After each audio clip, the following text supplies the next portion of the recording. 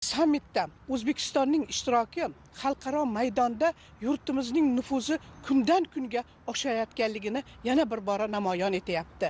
Chunki O'zbekiston hamisha tinchlikparvar siyosatni qo'llab-quvvatlab kelgan. Shu nuqtai nazardan agar e'tibor qaratadigan bo'lsak, mana shu tinchlik kengashini tashkil etishdan ham maqsad barqarorlikni mustahkamlash, qonuniy boshqaruvni ta'minlash va mojarolar davom etayotgan hududlarda tinchlikni mustahkamlashdan iborat edi.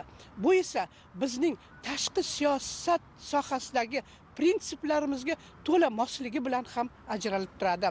Agar e'tibor qaratadigan bo'lsak, O'zbekiston hamisha tinchlikparvar tashabbuslarni muallifi hisoblangan. Qayerda yordamga muhtoj bo'lgan mamlakatlarga birinchi bo'lib yordam qo'lini ham O'zbekiston cho'zgan. Xalqaro ekspertlarning alohida ta'kidlashicha, O'zbekiston global jarayonlarda faol ishtirok etyapti. Bu ham O'zbekistonga muhtaram prezidentimiz rahbarliklarida olib borilayotgan tinchlikparvar, xalqparvar siyosatga berilgan yuksak baho hisoblanadi. Mana agar e'tibor qaratadigan bo'lsak, 2017-yildan boshlab biz barcha mamlakatlarga do'stlik qo'lini cho'zdik.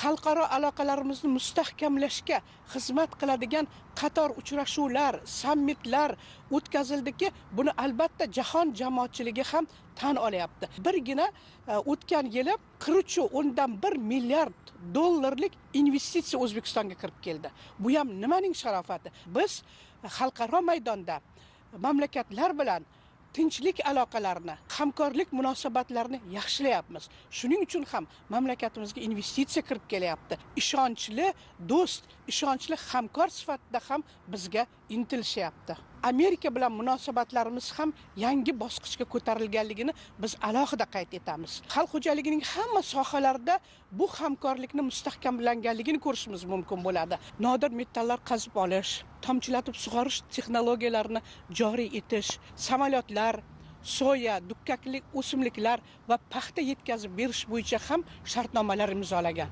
Tinchlik kengashining sammitida O'zbekistonning ishtiroki nafaqat yaqin sharqdagi tinchlikni mustahkamlashga, yangi O'zbekistonning jahon hamjamiyatida ishonchli hamkor sifatidagi o'rnini ham mustahkamlaydi.